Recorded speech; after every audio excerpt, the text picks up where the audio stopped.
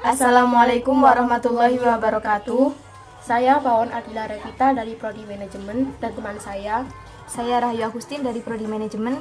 Di sini kami akan mempresentasikan rangkuman materi teori ekonomi mikro dari bab 2 sampai bab 4. Bab 2, pola kegiatan perekonomian. Bab 3, masalah ekonomi dan sistem pengaturan perekonomian. Dan bab 4, permintaan, penawaran dan keseimbangan pasar.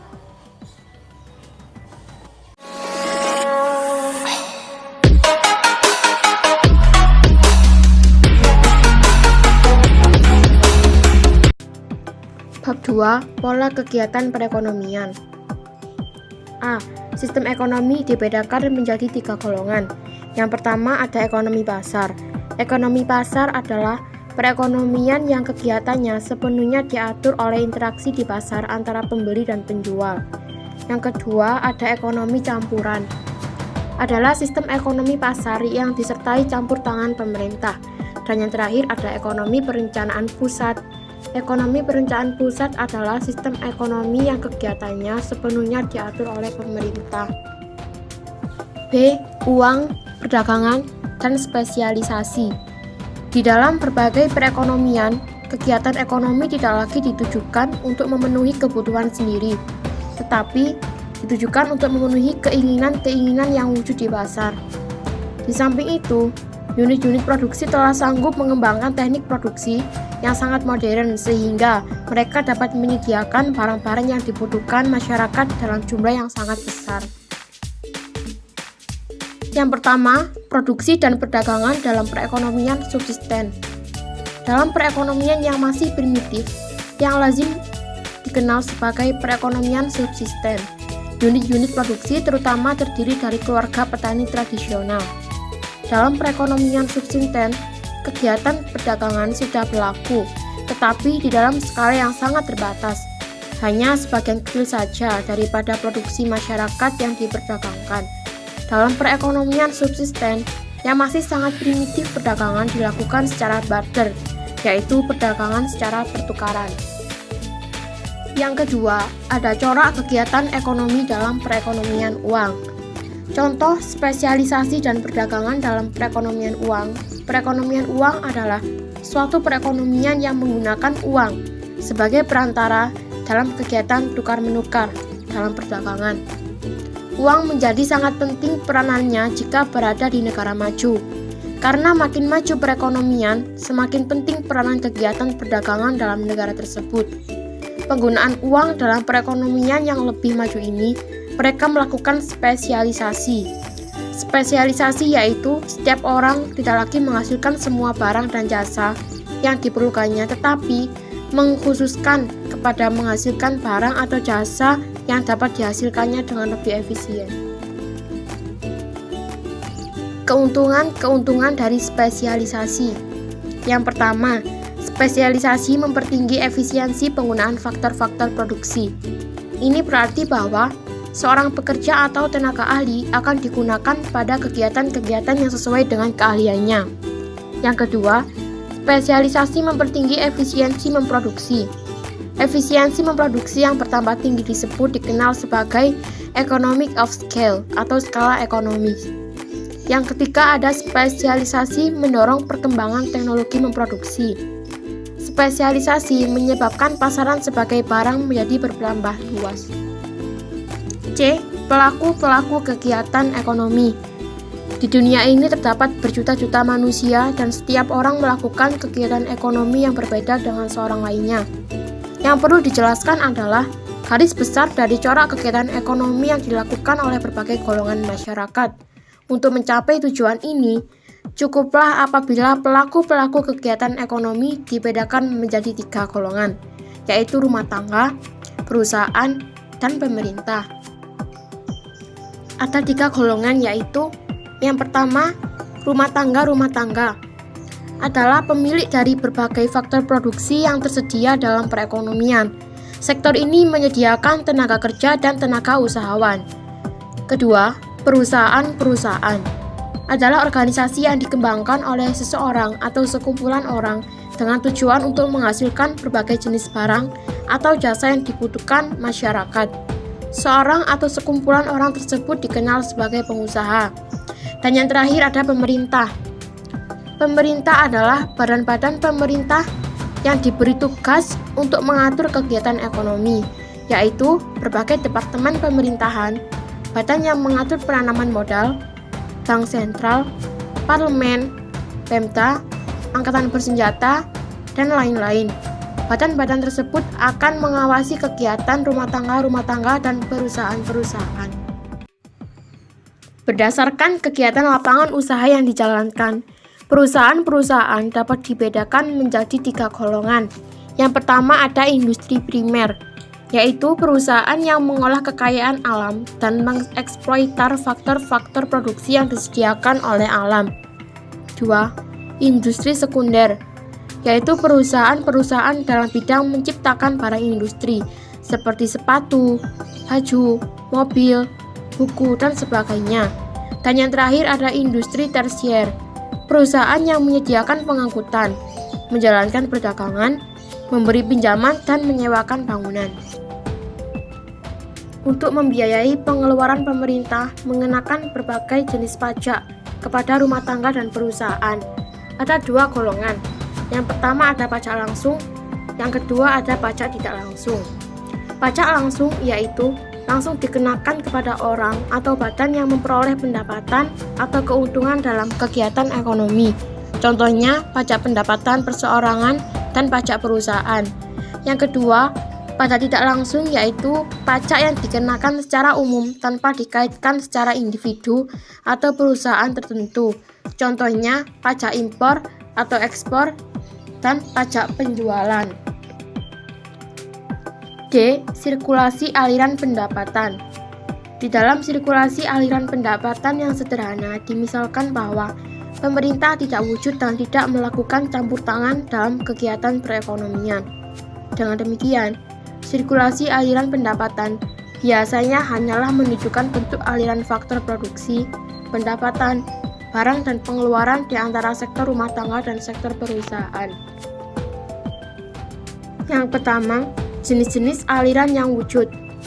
Kalau dimisalkan pemerintah tidak melakukan kegiatan ekonomi dan tidak melakukan campur tangan apapun dalam kegiatan ekonomi, aliran faktor produksi, pendapatan, barang, dan pengeluaran di dalam suatu perekonomian.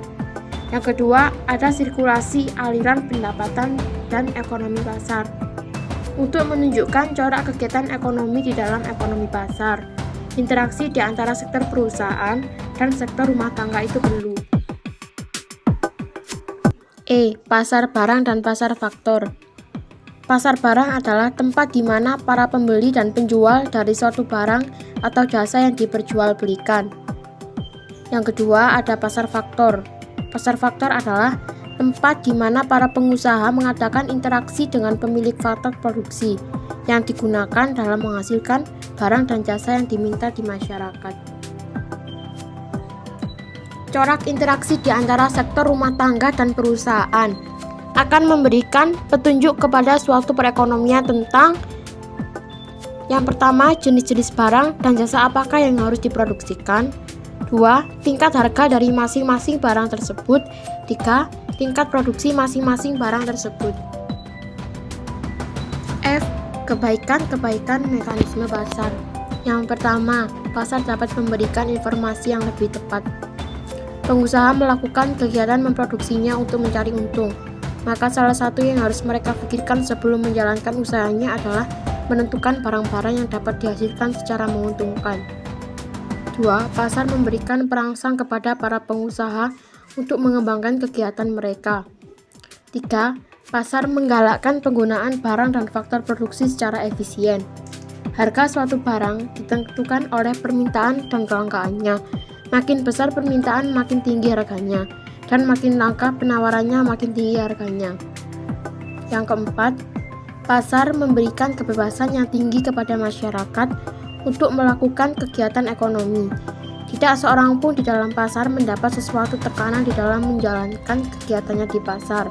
Ia bebas untuk membeli berbagai macam barang yang diinginkannya. Keburukan-keburukan mekanisme pasar. Yang pertama, ada kebebasan yang tidak terbatas menindas golongan tertentu. Kebebasan dalam melakukan kegiatan ekonomi yang tidak ada balainya dapat merugikan golongan yang lemah dan kamu minoritas persaingan yang sangat bebas menyebabkan golongan yang kuat mematikan usaha kecil. Yang kedua, kegiatan ekonomi sangat tidak stabil keadaannya. Mekanisme pasar yang bebas menyebabkan perekonomian selalu mengalami kegiatan naik turun yang tidak teratur. Dan yang ketiga, timbul kekuatan monopoli yang merugikan. H. Kegagalan pasar.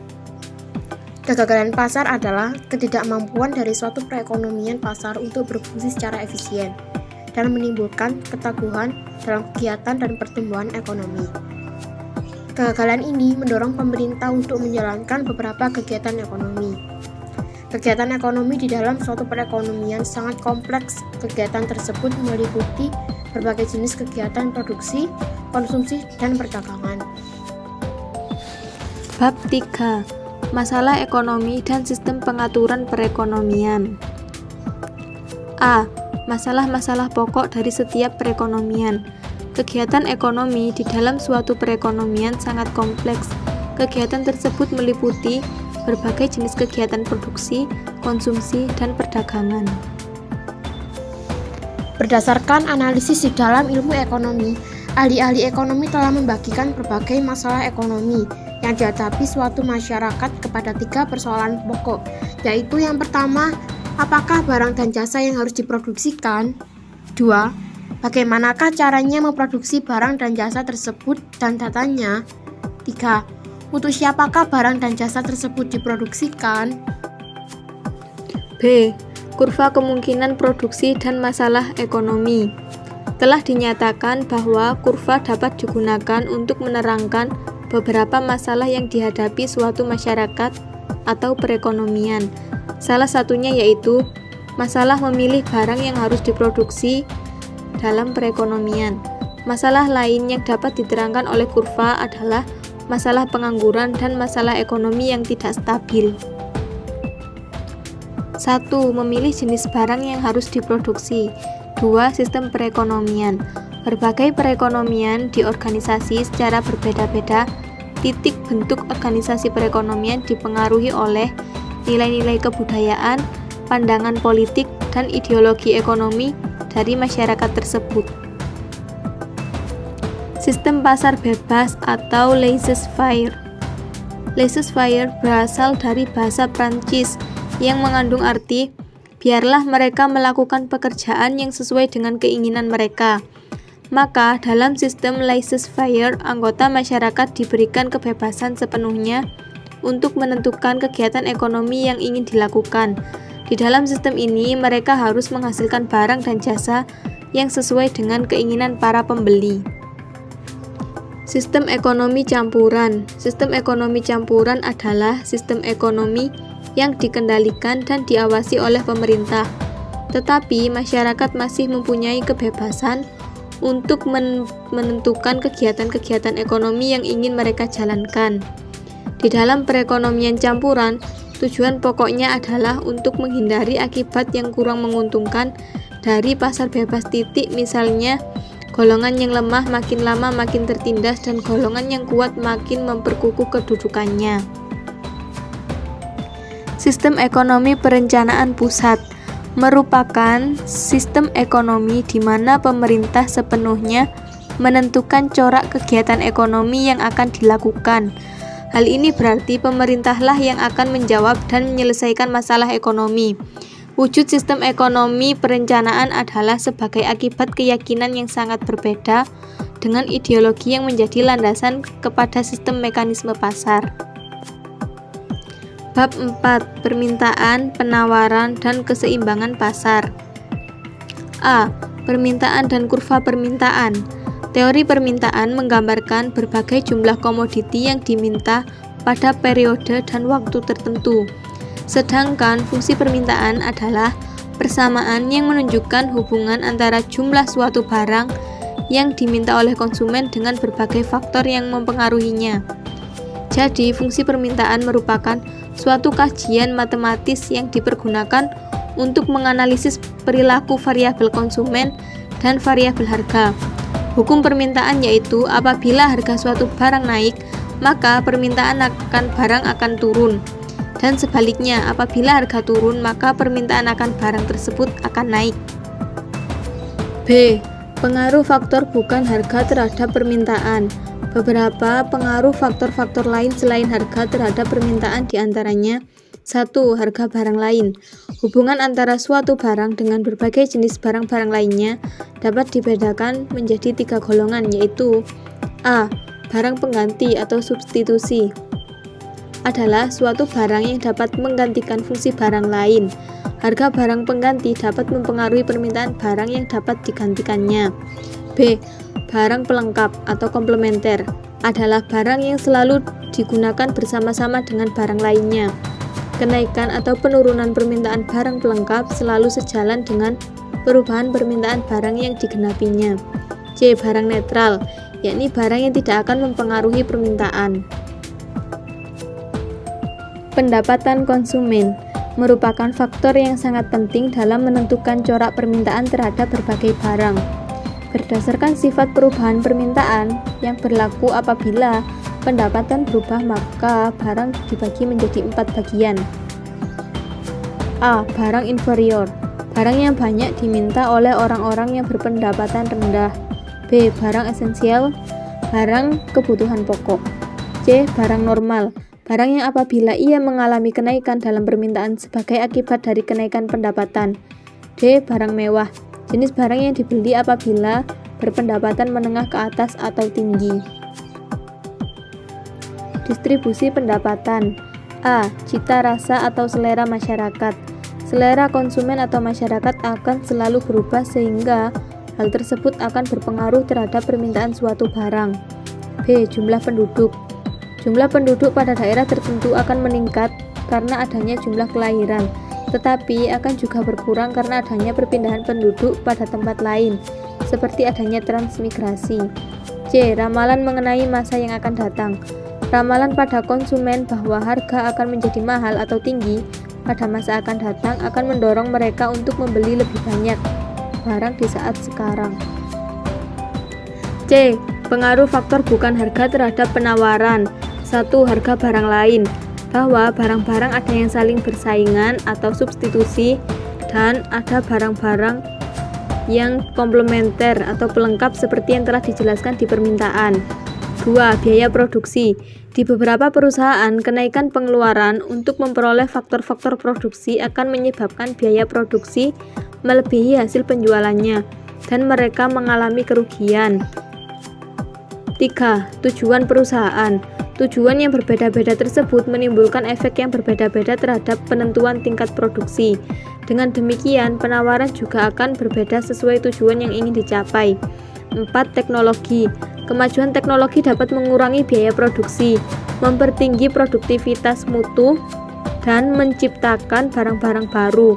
Ini akan mendorong kenaikan penawaran.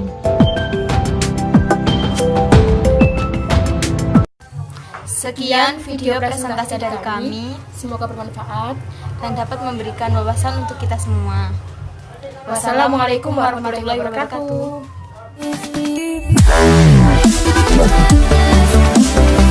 Wow.